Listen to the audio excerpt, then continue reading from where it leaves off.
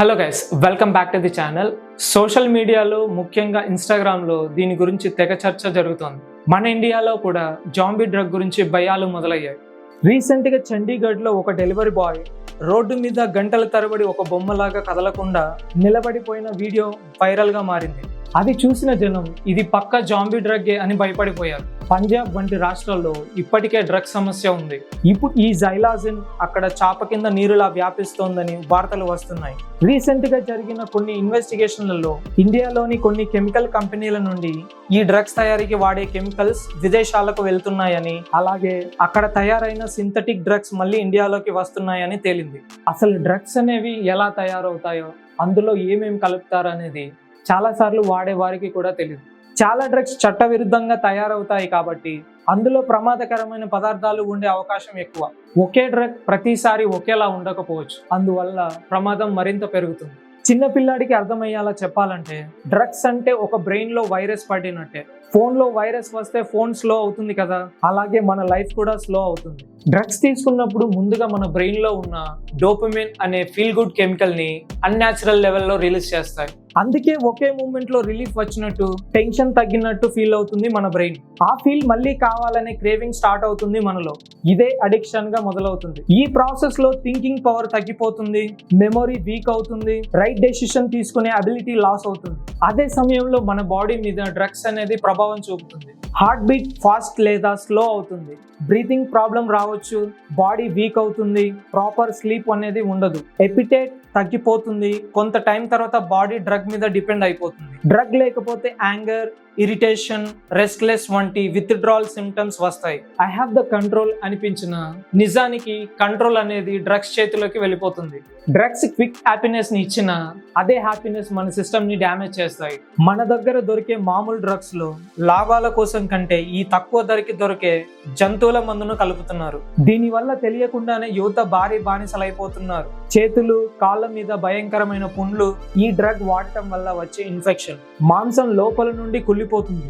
Indian narcotics control bureau NCB కూడా ఇలాంటి కొత్త రకం డ్రగ్స్ మీద కన్నేసి ఉంచింది.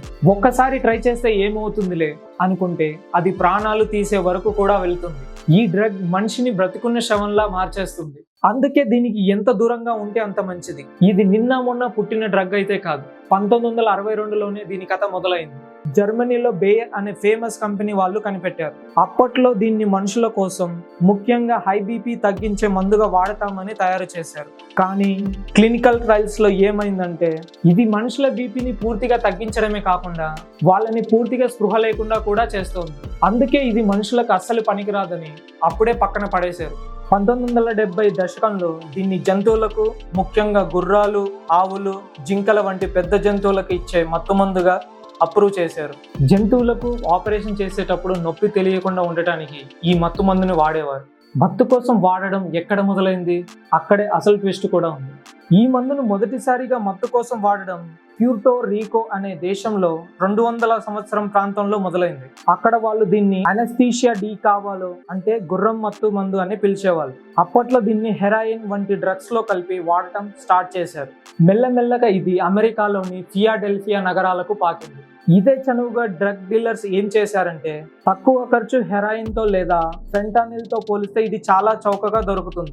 ఎక్కువ మత్తు ఉండటం వల్ల దాదాపు 8 గంటల వరకు దీని మత్తు ఉంటుంది. అందుకే వాళ్ళు లాభాల కోసం దీన్ని కలపడం మొదలు పెట్టారు. దీనివల్లే అమెరికాలో వేల సంఖ్యలో మరణాలు సంభవిస్తున్నాయి. దీనికి ఇండియాకి లింక్ ఏంటి? ఇండియా ప్రపంచంలోనే పెద్ద ఫార్మాస్యూటికల్ హబ్ కదా, అందుకే ఇక్కడ ఈ కెమికల్స్ తయారు జరుగుతుంటుంది. కానీ ఇది ఇప్పుడు వీధుల్లోకి రావటం అనేది ఆందోళనకరమైన విషయం.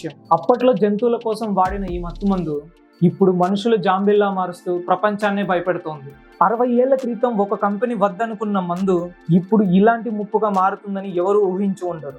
జాంబీ డ్రగ్ గురించి వింటేనే ఒళ్ళు గగురు పొడుస్తుంది. దీని అసలు పేరు జైలాజన్. దీని వీధుల్లో ట్రంక్ లేదా ట్రంక్ డోపో అని కూడా పిలుస్తారు. అసలు దీని కథ ఏంటి?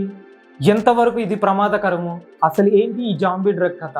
ఇది వాడిన వాళ్ళ పరిస్థితి ఎలా ఉంటుందంటే స్పృహ లేని స్థితి. ఇది వాడగానే మనుషులు వితంగా వంగిపోయి కళ్ళు తెరిచి ఉన్న ఏమీ తెలియలేని స్థితిలోకి వెళ్ళిపోతారు. సరిగ్గా సినిమాల్లో జాంబీల్లాగా నడుస్తూ ఎక్కడ పడితే అక్కడ గంటల తరబడి నిలబడిపోతారు. ఈ డ్రగ్ వల్ల శరీరంలో రక్త ప్రసరణ తగ్గిపోతుంది. దీనివల్ల ఒంటి మీద భయంకరమైన పుండ్లు పడతాయి. అవి ఎంతలా అంటే చర్మం లోపల కణజాలం చచ్చిపోయి మాంసం కుళ్ళిపోయి వాసన వస్తుంది.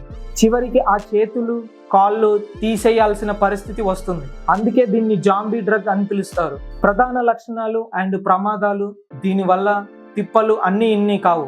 శ్వాస ఆగిపోవడం, గుండె వేగం, శ్వాస రేటును ఇది దారుణంగా తగ్గించేస్తుంది. ప్రాణాలు పోయే ప్రమాదం చాలా ఎక్కువ. సాధారణంగా డ్రగ్స్ ఎక్కువైతే నలోక్సిన్ అనే మందునిచ్చి కాపాడతారు. కానీ ఈ జాంబీ డ్రగ్ ఓపియాయిడ్ కాదు కాబట్టి ఆ ప్రాణరక్షణ మందు కూడా దీని మీద పనిచేయదు. మనిషిని గాఢ నిద్రలోకి లేదా కోమాలోకి తీసుకెళ్తుంది. ప్రస్తుతం అమెరికా వంటి పెద్ద దేశాల్లో ఇది పెద్ద విపత్తుగా మారింది.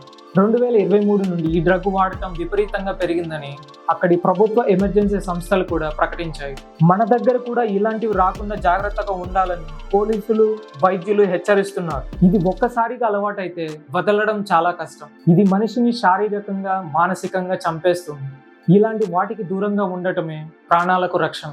భారతదేశంలో కూడా డ్రగ్స్ మరియు సబ్స్టెన్స్ అబ్యూజ్ అనేది తీవ్రమైన సమస్యగా మారుతోంది.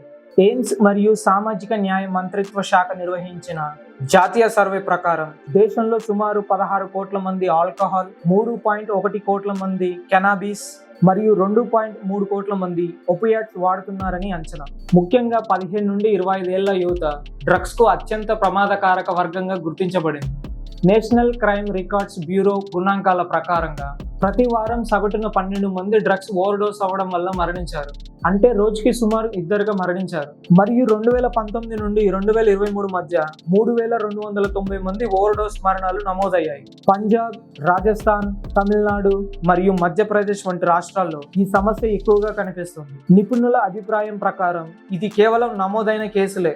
నిజమైన సంఖ్య ఇంకా ఎక్కువ ఉండొచ్చు. డ్రగ్స్ ప్రభావం కేవలం ఆరోగ్యానికే కాకుండా కుటుంబాలు, చదువు, ఉపాధి మరియు సహజ స్థిరత్వం పైన కూడా ప్రభావం చూపిస్తుంది.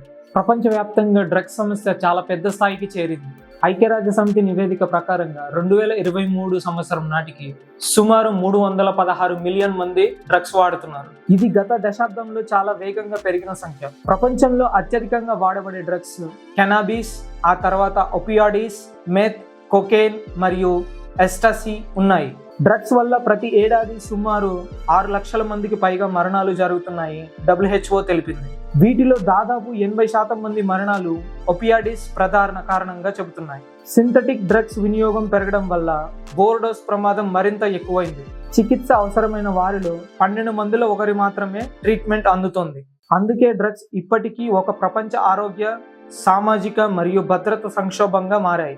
డ్రగ్స్ అనేది ఒక దేశం సమస్య కాదు, ప్రపంచం మొత్తం ఎదుర్కొంటున్న మానవ సంక్షోభం. Say no to drugs, say yes to life.